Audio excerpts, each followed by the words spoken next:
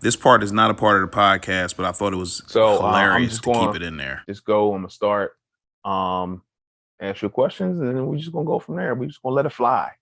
You didn't want to say that before you hit the start button? I'm gonna edit it. Um, I'm an experienced podcaster. Okay. and go, Big I just Jim. studied on you, though. Go, baby. I just studied on you. I love it. Right. Keep it going. Keep it coming. Good. Oh. All right. Hey, family. This is Che Willis from the Wealth is a Journey podcast. We back for episode 13. Man, we are moving. And listen, guys, I have the most special guest today.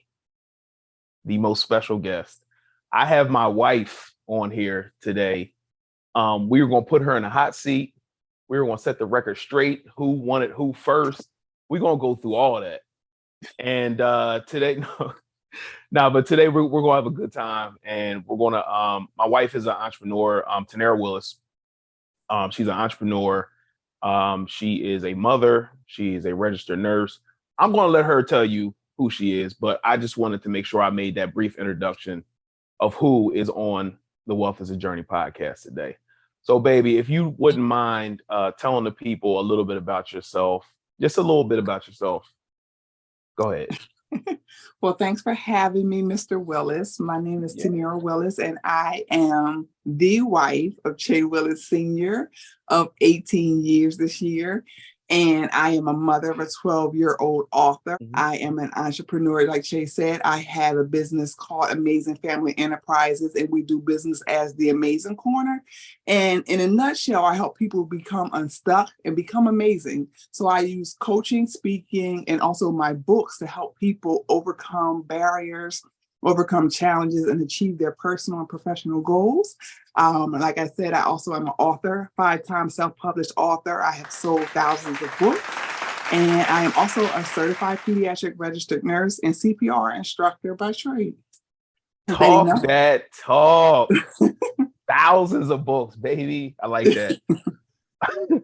But the first real question I'm going to ask you is when we met, what was the feeling when we met? Tell the people the truth, because you be fronting on me sometimes. Please. So this is something, guys, as you get to know us, that you'll realize that Che will never admit that he wanted me first. I was a single woman running cars, trying to just make a living, help my family out. Wow. And he stalked me. So when I first met you, I thought you were a nice employee. That's good. So the backstory is we met when I was working at Enterprise Rent a Car. I was just trying to do my corporate job, trying to make a way out here in this world.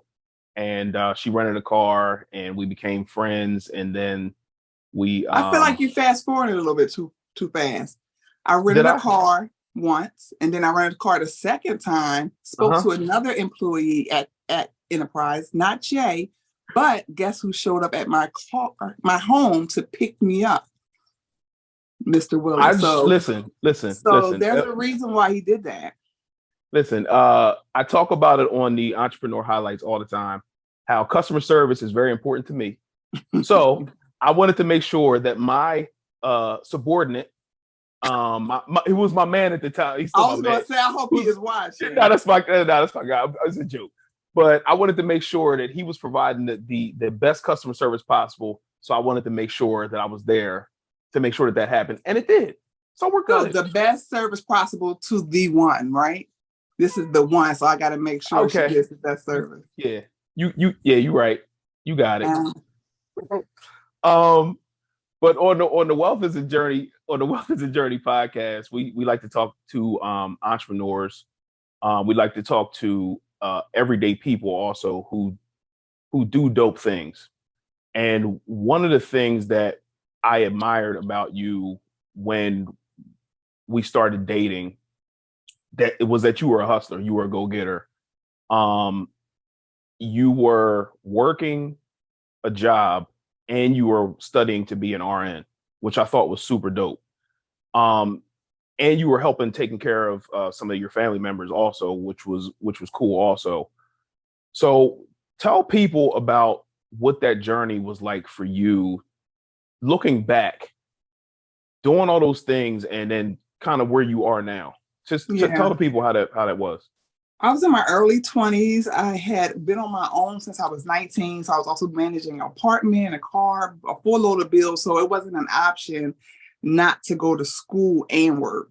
So I was working full time, going to school, an associate's degree program as an RN in the evening, doing clinicals on the weekend. And I came from a family who took care of one another. So at that time, I was taking care of my siblings sometimes my cousins. And it was just a part of what we did for one another. So I just saw it as a way of life. That was how I was brought up. It was very tough at times. There was not a lot of wiggle room, a lot of room for error, not a lot of financial freedom at all at that time. But I knew that nursing was going to be my gateway to get into having properties, starting my own business, and doing other things, helping my family more. So I just knew it had to be done, and I had to push through. Got it. So I think a lot of people also, right when they're almost to the point where they're almost finished, they quit. Mm-hmm. So what gave you that push to keep going? Wow. I mean, because we're talking to everyday people, you know what I'm saying? So we want to give them hope. Well, I had a lot of tough times during my nursing career. Again, I was working minimum wage job, like I said, on my own with my own apartment. And at that time, my income matched my bills. There was no extra for vanity things, for vacations, for hair, for any of that. So it got really tough at times. And I remember, not having money for my nursing uniforms, not having money for car repairs and things like that. And you just have to be creative. I worked 2 and 3 jobs at a time. I started to babysit for one of my cousins. They helped me. I had family members who helped me pay car insurance and stuff at times, reaching out to my parents who didn't have abundance, but they would help me, of course, where they could.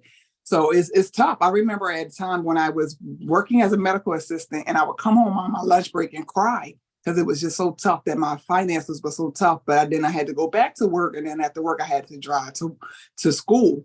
So it just wasn't any room to give up. It was like, okay, I'm here and it's tough, but what happens if I stop? It stays tough or it gets worse. So I knew that, like I said, nursing would be a gateway to make things a lot easier and to open up doors for me. So I knew stopping wasn't an option because I wanted to see what was on the other side. That's dope. And you grew up in a tough area as well, a tough part of town. And things didn't, like, if you looked around you, things didn't always look great. So the fact that you were able to push through that and persevere and make it through to the other side, and look at you now, just looking as tasty as you want to look. Look at you. Okay. All right. I'm sorry. But so you didn't grow up with money, and you said that you were on your own since you were 19.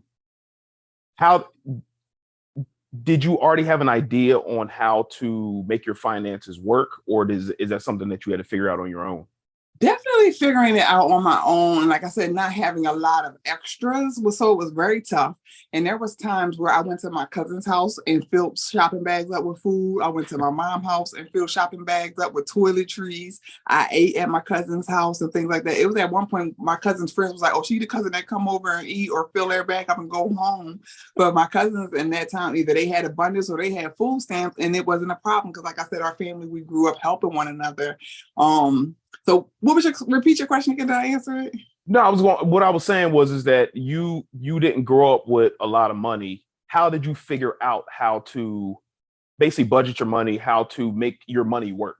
Okay. And you want to know about then or now or both? No, then. Okay. We're going somewhere. Then it was trial and error. It was, like I said, so I can remember exactly. I would bring home about $650 every 2 weeks. I remember my rent was almost that. And then my car insurance was $200 and something.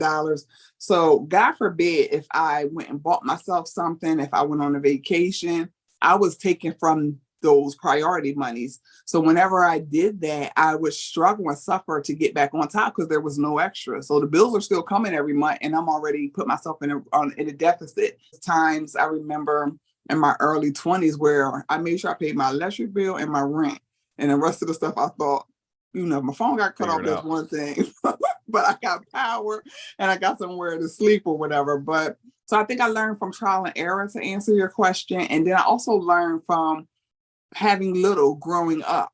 And I knew that if I didn't pay my rent, we might get put out. Or that way I might get put out, because there was times that when we were younger where I got evicted with my family. We lived in motels. We lived with other family members. So having a constant, consistent place to stay was definite for me, a priority for me. So I learned to prioritize from having less, and also by messing up sometimes. Got it. So, man, I'm sure that was tough having to do that. But I also know that you grew up around a lot of strong women. Mm-hmm. So tell me about how that was growing up around those strong women, the people I bangs with, like your Aunt Penny, God rest her soul, and your Aunt Stella, and those ones. Talk to us about how it was like growing up with those strong people and how that kind of shaped you and molded you. It teaches you resilience and perseverance, and not to give up. It teaches you critical thinking and problem solving. So I think I always say I never apologize for being from Chester, Pennsylvania. I never apologize for my upbringing. I'm not embarrassed of nothing that I experienced or went through.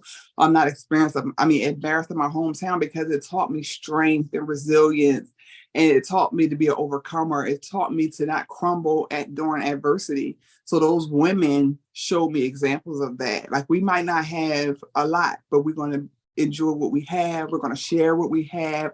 Our family overflows with abundance of love and caring and support. So that, to me, I don't know what the word I want to use, but it kind of surpassed the lack of financial things.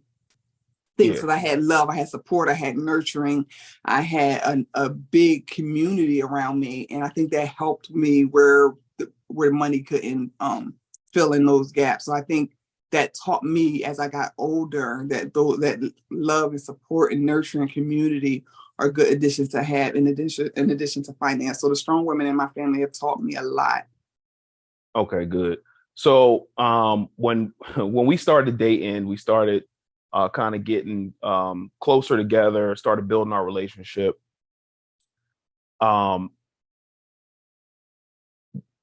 Did you have a lot of married people in your family? No, we had a couple, but no, not a lot. And then we also had, because a lot of my aunts did marry, but they didn't stay married. So I think that was one of the things, a lot of my mom and my aunts, they definitely got married young, but none of them stayed married. So at a time when you and I were dating, no, we didn't have a lot of examples of what a successful, happy marriage looked like. So what made you know that marriage was for you? Like, not seeing those examples around. Yeah, I think most young ladies dream of marriage and being happy. So I think that's kind of standard. But I knew I had the blueprint on what not to do. I may not have had the blueprint on what to do, but I had the blueprint on what not to do. And I also knew what I wanted. So I knew to move differently if I wanted something differently and to experience something differently. So I just always had a vision for my life. And I knew what I saw, which didn't work for others, that those weren't be things that I did or accepted. Yeah, no, that's good, because I think what a lot of people do, they don't accept it, that their situation or their circumstances are going to be what they are, but their actions say that they're going to accept their circumstances and the situations that they are. But the fact that you were able to, push through and want something different and then move in accordance with what you wanted was dope. And I say this all the time, and regarding me and you, that when we got married, we kept our finances separated for the better part of our marriage, like 10 years or so. We'll be married for 18 in August. And one of the things that I regretted the most was the fact that I didn't kind of put my foot down, if not in the, not in that type of way, but like say, hey, this is what we need to do. I think it was because I didn't really know any better. Like when I was growing up, finances were not really talked about. Probably the same with you. But it was one of the things that once we started doing it, I really, really regretted it because I saw the progress that we made as a family. And then for our community to see, what we did. So I wanted to apologize for that. No, I'm serious, because that like seeing where we are now and then seeing where we could have been if we had started earlier, it hurts me still, but we're in the right place. And then also, if we didn't go through those things, it wouldn't be a testimony for other people. And I think that goes back to your podcast name and your business name, that wealth is a journey. I think where we were in our journey, neither of us were ready. So I don't know that it would have worked. So I don't think we could have regret for that, because we were both on different spaces in that. And we had to come to merge money. You have to have a merged mindset around money. Yeah. And we didn't have that for a while. We always both had priorities. We always both had goals, but our spending and our management of money was a lot different. So I think we had to go through that journey and come to a place where we could merge to get to where we are now. Nah, that's good. So my question to you is, when I came to you and said, hey, I think we need to do this, what was going through your mind? Talk to me. And I don't, correct me if I'm wrong, I feel like I might have said no a couple times. I do know when I finally agreed, I needed a couple months to get my life together and go, spend a couple more money. Everything I had saved, I wanted to spend it. So you couldn't tell me what to do with it. That's crazy.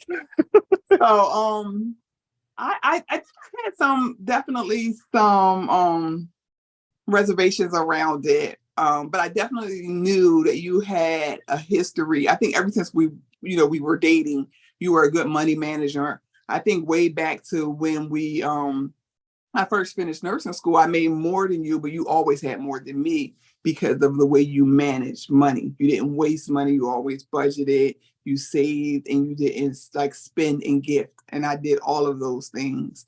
So I think that was one of the evidences that made me confident and comfortable enough to grow with you. And then I even remember there was a time where, you made more and paid more bills, but you still had more than me. So I think I was just spending my life away. So I think I had that comfort knowing that you were consistent and I could be secure with that. So I think I was comfortable, but I still wanted to, spend a little first. What's good, family? This is Che Willis from the Wealth is a Journey podcast. Hopefully you guys are enjoying the episode. Some of you may be saying, I don't know how to start to get out of debt. I don't know where to start to get out of debt. I don't know where to start investing to build long-term wealth for myself and my family. It's okay. We have answers for you. You can book a free discovery call at thewealthisajourney.com. My calendar is open to see if we're a good fit to work with each other. The discovery call does not cost you anything. See if we're a good fit for each other. If we are a good fit to work with each other, then you can book a regular call after that. But if you don't know where to start, make sure that you book a call with me at thewealthisajourney.com. It's time to get off the sidelines and start winning. Book a call. Wealthisajourney.com. Let's get back to the episode. Thank you. That is hilarious. So tell the people, and I think it's important to be as transparent as possible. And that's why I'm glad that you're on here, because you won't keep it real. If you ain't gonna do nothing else, you're gonna do that. You're welcome. But man, anybody who knows you will know that. Yes. That anyway. So talk to us about how those first couple years of the budget meetings went for you. Man, the first couple months, guys, if I could be honest, I cried maybe the first 3 months. I hated it. It annoyed me. I hated to be questioned about my money. Like I said, I struggled through nursing school and medical assistant school and everything else. I felt like this was my money. I should be able to spend it how I want. I didn't want to answer questions about it. So it wasn't fun in the beginning. I remember you would ask me specific questions about budgeting, and I literally did not have an answer for you. And it was like, I think once you asked me, like, how much do you budget for your general spending? And I was like, huh? Like, to me, it was like foreign.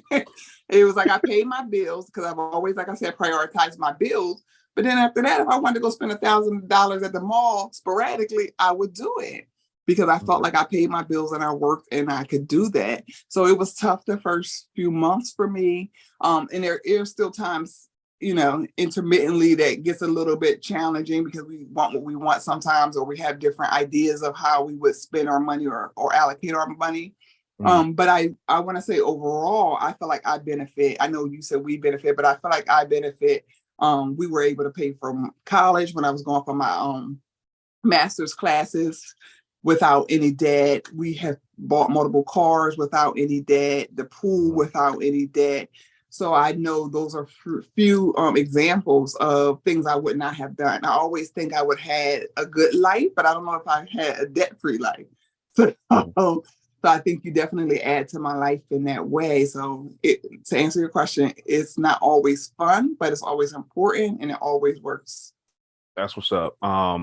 Yeah, and one of the things that like I felt like I had to be controlling in a way, and I don't at the end of the day, after I thought about it, like what I was doing, I'm like, yo, if you want her to do this, you got to be flexible. And because I handle my money a certain way, I knew that I needed to be disciplined.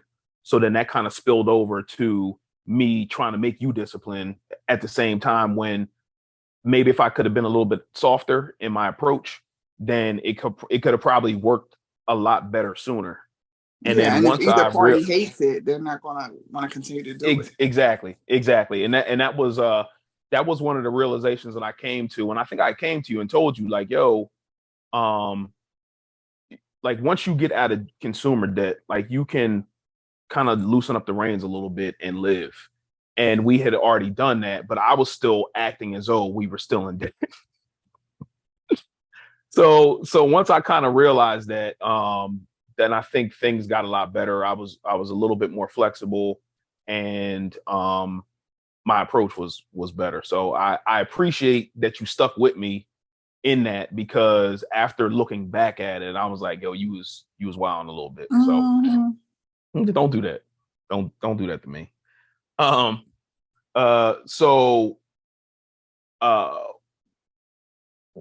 What would you say, and I think you might have already mentioned it, but what would you say is one of the biggest benefits of having our finances combined now that might have been a fear for you before? Definitely some of those things that I listed, but it's being able to do things without having to wait and live paycheck to paycheck. It's being able to plan for things and not be able to do them because you have so much debt or stress over financial worries. I love that we can say, hey, we want to go to Dubai, or we want to go to Paris, or even if we want to go to California, that is never no. It could be it could be how much do we need to budget to make this happen. So I think it's the yeses that come from budgeting and the access that came from it that made me look forward to it and keep me going with it. Yeah, I definitely feel like our lives are a lot better that now that we both have control over our spending, and we have those targets that we're actively hitting, and we're setting up to hit other targets as well. So I talk about all the time, like the next target is to be able to pay our house off, and which will happen very, very soon. But I think also it can put you in position to be able to do other things, or to pull back on those things that may stress you out, like, a 9-to-5 job, or a boss that you feel like, okay, well, I have to work here because this is paying me and this is sustaining me and things like that. But if you have no expenses, or your expenses aren't high, then it's easier for you to say, hey, you know what, I don't need this over here. I'm gonna try to do something else over here. But you had talked about earlier, I'm gonna shift gears a little bit about you're a business owner, you're an author. And one thing that I love that I didn't like, just be honest with you, is that you brought my son along the journey with you. And when I say I didn't like something, this is what I mean. You forced him to get out there and talk to people and sell and to communicate with people and things like that. And I was like, you know what? He's a kid. In my mind, I didn't say anything to you. I just let you cook. But I think me shutting up was the best thing for both of you, because one of my challenges when I was growing up was being able to speak in front of people. And the fact that you kind of pushed him out there to do it, it's going to make it easier for him later on in life when he's doing presentations or he's trying to sell his movie ideas or whatever the case may be. So shout out to you, sis, for doing that. Did you have that in mind when you started the book doing the books? And first of all, talk about the book with my son. Yeah, so my son, when he was 7 years old, told me this amazing story from beginning to end, just us hanging out, having mother-son time. And I said, this is a book. So we literally decided that we would publish. And I told Chase my idea. I want to publish a book. And we procrastinated a little bit, not really knowing how to become authors, how to become published. And then fast forward maybe about a year and a half later, we had the completed manuscript. I connected with a mentor and was able to publish his first book. And it's called The Amazing Wayhead's First Adventure, The Jewelry Store Heist. And the book, like I said, was primarily written by him. I added a little bit to it just to make sure no missing pieces were there and that it made complete sense. But I tried to leave it as organic as possible because that's his baby. And that started me on my journey to remembering that I wanted to be an author and that I had a few stories I wanted to tell and a few ways that I wanted to inspire other people. So then I went on to publish Memoirs of Almost Barren Women, Our Journey to Motherhood. And it offers to help, it serves to help people break up with bondage and specifically help people struggling with infertility, to give them hope and to give them resources and make them feel heard and supported. And I also am part of an anthology called Love Letters to My Girls. So it's over 100 Black women who got together to write short stories to kind of speak to the hearts and minds of young Black women. But for my son, it was important for me to show him that he's amazing and that he can do amazing things being a Black young man. He doesn't have to be an adult. He doesn't have to be white. He doesn't have to be rich, and that he can start where he is and be authentic to himself and not try to be a carbon copy of anyone else. So that was a part of why that book was important to me. And like you said, Che, it was important for me to teach him people skills and interaction skills and confidence and money management skills and marketing and promoting. All those things are teaching him life skills. So now fast forward, just recently, he was able to speak at schools by himself in front of 80 something students. He was able to speak at Barnes and Noble by himself in front of tons of adults. So he has life experiences that a lot of kids will never have, especially not at his age. And he does it confidently. So it was a growing and it was a process. And then he also helps me with some of my business goals when I'm doing events. He works as one of my PRN employees. So it has taught him a lot of life skills that I'm grateful that I did it and didn't get in the way as well. Yeah, I'm glad. I'm so glad I shut up because I wanted to say something so bad. I'm like, yo, let him be a kid. And I think what it may have been was my fears of when I was a kid. And then I'm like, no, don't let him do that, because I remember how it felt for me as a kid. But I'm like, you know what? I'm gonna let you cook, and I'm so glad that I did. You're an entrepreneur. We own rental property together, but then you have your separate thing with the Amazing Corner. Talk to the person who is looking to start a business, the good times, the bad times about starting, because you've been in business now for how many years? 3 years. About 3 years. And I see it. sometimes. But talk to that person who's looking to start a business, or like how those tough days, those good days, how they kind of how they work for you. Yeah, so first I would say don't look for social media for your idea of what being a business owner or entrepreneur really looks like. There are tons of amazing resources and inspiration that you get from social media, but just remember those are clips and it doesn't show you the hard work and the experiences that they're having off camera. But I would say, depending on what your business is, I think starting a business to me was the easy part, especially since I don't have a brick and mortar. I don't have a lot of overhead. I don't have a lot of inventory. So starting a business, being primarily like an author, a speaker, and a coach, those things, made it starting easy. To me, is scaling and growing where my challenges come around. Marketing, promotion is another full-time job. So I think some of the challenges that people could experience comes from getting mentors, getting accountability partners, tapping into a lot of local free resources that may be there. There's a lot of companies that will give free entrepreneurship training and classes and courses and support. So it can be challenging, but I think, like I said, starting it sometimes could be the easy part. Sticking with it is hard, but anything worth having is worth working for. And you have to go through the challenges and the learning experiences to get to the places that you want to go. Not many people just arrive at millionaire, billionaire status. Not people just arrive at, selling, tons and tons of whatever their product or service is. So it's a process. And I say just be patient with yourself, be forgiving with yourself, and don't be afraid. I think this is one of the big things of starting where you are, and hopefully, Che, when you edit, you'll show that where we started with the book is not where we are now.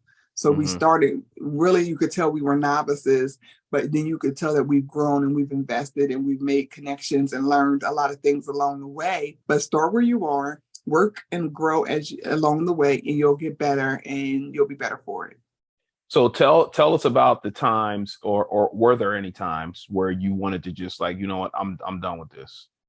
And if there were those times, how did you push through?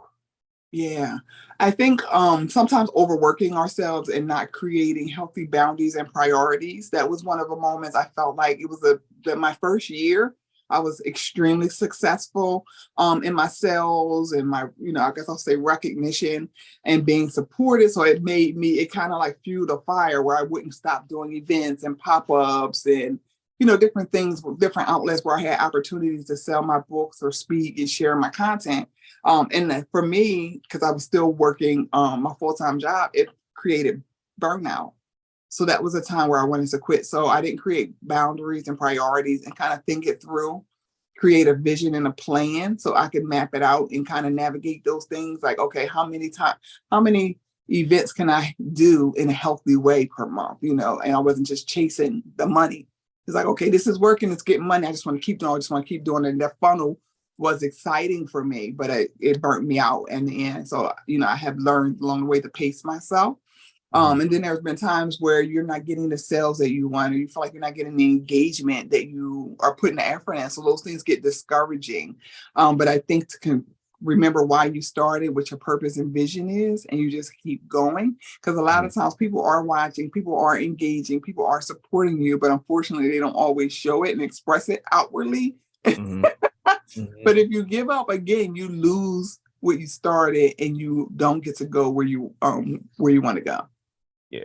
Did you ever get upset, or was there any resentment? And again, we're talking to the person who's starting a business, of your friends and or family members who you thought would support you and they didn't. And how did you overcome that? Yeah, for sure. And the crazy thing is, I always like to say that's not a big part of my story. I do have a large percentage of my friends and family who do support me, encourage me, and help me along the way. But then there's always certain people that you identify who you think may be there for you, who you think are going to support you, and they don't. And when those feelings creep up, I kind of talk to myself and coach myself. The same thing I would tell a client, same thing I would tell a family member, that they are not my source, that God is my source, and then I am the next person. Even with you or little Che, there may be things that I want you guys to do. And if you don't do it when or how I want you to do it, I have to remember that this is my vision in business. This is my plan. And if I want it to be successful, at the end of the day, it's up to me. So I kind of remind myself that, and I just encourage myself. And then I also I try to think more realistically and open-minded and not harbor negative feelings, because again, they have their own lives. They have their own businesses or goals or visions. They have their own priorities for their finances. So we can't just expect people to help us get to where we want to go, because we don't know what's going on in their lives. So we have to leverage those separate realities that other people have other priorities or other people they want to support. They can't always support you 100%, or it may be a reason why they've never supported you. And you kind of just can't sit in that space, because then that negative energy is stopping you from getting where you need to go. You need to focus on the people who are supporting you and continue to grow. And then we also have to remember, as business owners, our families, if those are the only people supporting us, then how are we going to grow and scale? We want to reach the people who don't know us, so that's my goal. I remind myself of that. Yeah. So I'm asking you those things for me too, because although, doing the real estate thing, doing the investing with the stocks and stuff like that, I'm starting something new, and thinking that people are going to support your vision is the wrong thinking. Like, you have to put out good things for those people to maybe catch on later, like, because everybody's not going to support your vision maybe right now. So I have to continue to remind myself that as well, even though the information in your head may be good, or the t-shirts may be good, or the whatever the thing is, maybe. Yeah, I think that's good to know. Yeah, what can I learn? And sometimes you got to reach out and get that feedback from people. I have a girlfriend who's been a successful business owner for quite some time, and I'm like, hey, you've been watching me for a while. What feedback can you share with me, or what do you see that I'm not doing well, or that I'm not doing? And you have to be open to that. So that's going to help you grow. And you do. If you find out you have a product that nobody's buying, you have to kind of do a market analysis. It doesn't have to be a formal market analysis, but you need to do a survey. You need to ask questions. You need to investigate. You need to do research and to figure out why it's not selling, and make those adaptations, and not expect people to buy everything that you have. Yeah. Now, I think this is good because people on social media, and I talk about it on another podcast, that people think that you just arrived at this place of success, or just see the glow up, and they don't know the backstory of how you arrived where you are today. And I think it's important to ask these questions and to give this information for the person who may be on the fence about starting a business, or who may be 6 months in and like, this ain't it. But just pushing through those little things, like you did with your RN, being an RN, and pushing through, crying, having to go to work, and then going to school, and pushing through being a business owner. It's a testament of your perseverance. And I think it's encouraging for other people to see somebody such as yourself, or any other guests that I may have on here that might have pushed through, like your sister, Crystal Dixon, pushed through, having different challenges, but she made it to the other side, and now look at me, or now look at her, look at you. You know what I'm saying? So it's important to see those things. You said before, going back to your childhood, that you didn't necessarily grow up with money, or managing finances the right way, because you didn't necessarily have that proper guidance or whatever. What are you doing for let's say your village, or your Che? What are you doing for our son to show him different than how you grew up? Yeah, definitely modeling the example, or the behaviors that I would like to see, is one thing that I'm able to do.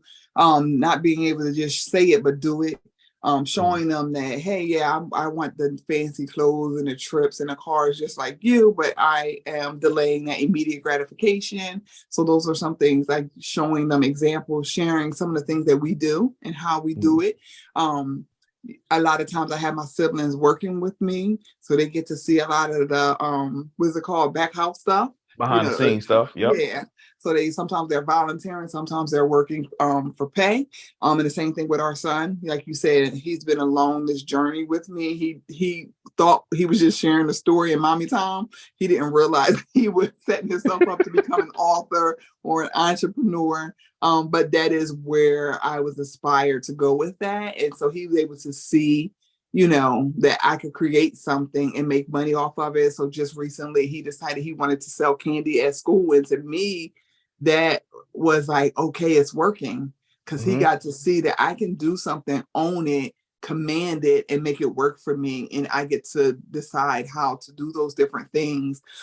It was important. You'll remember, I wanted to make sure he had a bank account. He's only 11, and I think he's had his own debit card for the last 2 years.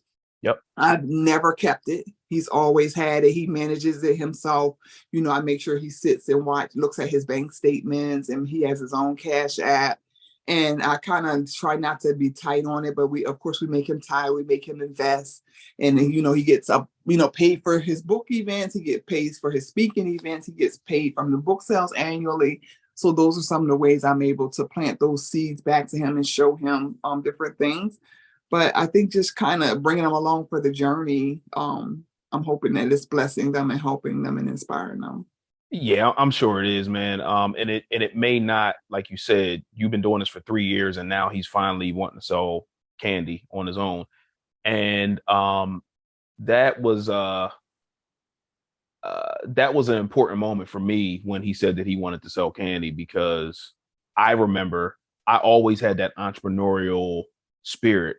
I didn't grow up with money, but I used to want to always work for anything that I got. So I used to go. I remember going to my cousin Scotty's house, and his dad, who passed away when I was a little kid, Uncle Pete.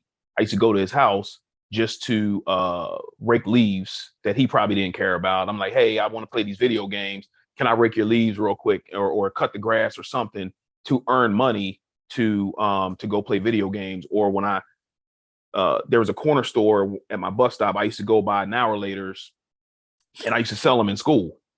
And it reminded me of that when he did that, man. And just a fake tear rolled down my eye. It was a cool moment. Yeah, it's exciting. Yeah, it is.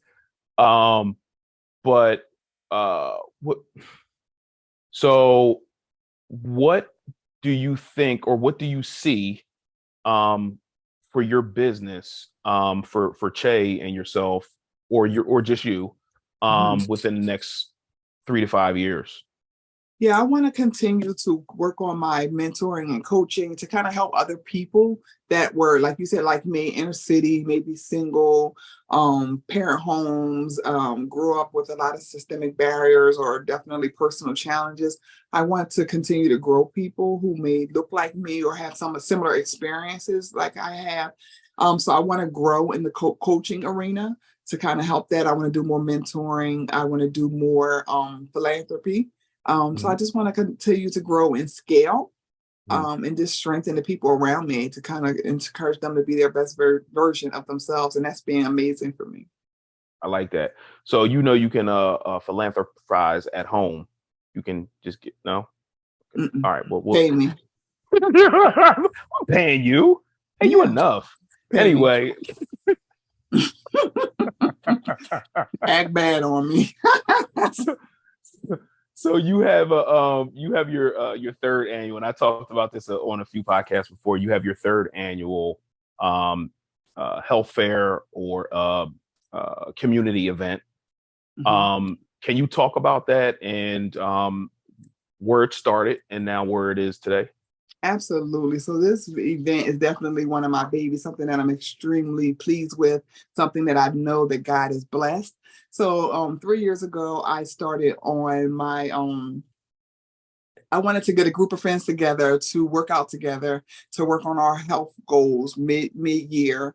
And I reached out to a friend of ours who is he has an entrepreneurship. He was a personal trainer, excuse me. Mm-hmm. And I knew I wanted to support him. I said, okay, so I can support him and also help my family with their health and fitness goals. And I knew a few other entrepreneurs who I wanted to support. And I'm like, how can I support them and help bless them? So I asked them to volunteer to be at this small event. It was just one fitness instructor, 3 vendors, and 40 people. and it's grown. So fast forward to this year, which is the third year, we have 54 vendors, and that we're only at 54 because I capped it off. People have still been reaching out to me to be a part of the event because they get to see that it's growing and it's amazing, and it's just exciting and engaging. We have 4 fitness instructors, and we have over close to 200 people registered. So it's held here in the town of Middletown, Delaware, where we live. It's the annual community and health fair.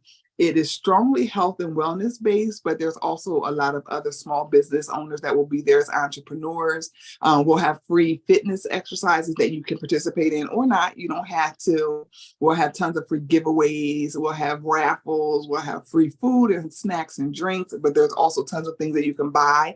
And overall, there's a lot of health and wellness resources that I just want to bring to the community and make it accessible in a non-threatening way. So you can get your blood pressure checked for free. You can learn about breast exams. You can get COVID vaccines. And there's just a lot of things for people from your toddlers to your seniors. There will be something for them there. So if you're in the area and you see this before June 24th, Doc Levenson Park from 9 a.m. to 1 p.m., we welcome you and your good energy. I like that. Yeah, it's a good time. I like to consider myself a fitness leader. Because I'm always in the front. Don't do that to me. Don't look. Don't I look didn't know like where that. you were Don't going do with that. it. I'm a leader in the fitness space at your event because I'm in the front, encouraging the people. Let's go. I'm hyping the crowd up. I'm doing all these things. You know what I'm saying? Are you going to do that? Because you do that through the strength training and when we did the kickboxing the first 2 years. Are you going to do that when we're doing the Zumba and stuff as well? No, don't disrespect me, yo. I'm not. I didn't ask you if you man. were going to I'm a do man. them, I'm not. but I'm a saying, man. are you going to encourage the people I'm who do encouraging people from the sideline to do Zumba. I'm not doing Okay. Zumba. I'm grown. I didn't ask you. No. What if I told you, like, hey, baby, listen, I'm about to leave the house. I'm about to go to the Zumba class. How would you feel about that? I'm coming too because I want to know why you going to Zumba. You crazy. We going to Zumba. That's funny. Oh my gosh. Anyway, so I will put the information for the flyer for the event on the 24th. It's coming up very, very soon. So make sure that you guys register for this event. We are going to have a blast out there. It's going to be a great time. So babe, thank you so much for coming along on this journey with me, blessing us with the information. And hopefully it helps somebody. I'm sure it will. And it helped me as a new podcaster. So striving to just do better and better every week and just getting these reps in. And I appreciate your time. Thank you so much. And before we go, is there anything that you want to tell the people, anything that you want to encourage the people with, or where they can find you on social media? Give your information. Yeah, so my name is Tanerra, but you can find me on all social platforms under The Amazing Corner. My website is also theamazingcorner.com. I would encourage you to follow my mailing list on amazingcorner.com because I also have multiple events throughout the year that you could either be one of the participants or attendees. So I welcome you. But yeah, I just want to encourage you to be the best version of yourself, not to be afraid to start where you are, learn as you go along the way. And if you're having trouble starting, reach out, get a coach, get a mentor, get an accountability partner, get a partner. But you can have the amazing life that you want, but you have to start now. You have to do it afraid and you have to persevere and push through. Just be amazing. Thanks for having me. Hey, family. So thank you so much for tuning in today. Hopefully you guys got some nuggets, got some jewels out of the podcast today. Today's entrepreneur highlight is my wife. Take it away, baby. Hi, my name is Tanerra. I am the founder of the Amazing Corner's 3rd annual Community and Health Fair. I would like to invite your group out to come to our event to have fun. We're going to have tons of free activities, vendors, fitness, music, cool treats, and more. It's free to the community. You can RSVP today via Eventbrite at the Amazing Corner's 3rd annual Community and Health Fair. Hope to see you there. Be amazing. Make sure before you go, you like and subscribe to the podcast. If you feel like this has added value to your life, make sure that you share it. Who knows who it may help? sure you know people that this could help. So make sure you share it, like, and subscribe. Thank you so much for tuning in. We'll see you next week.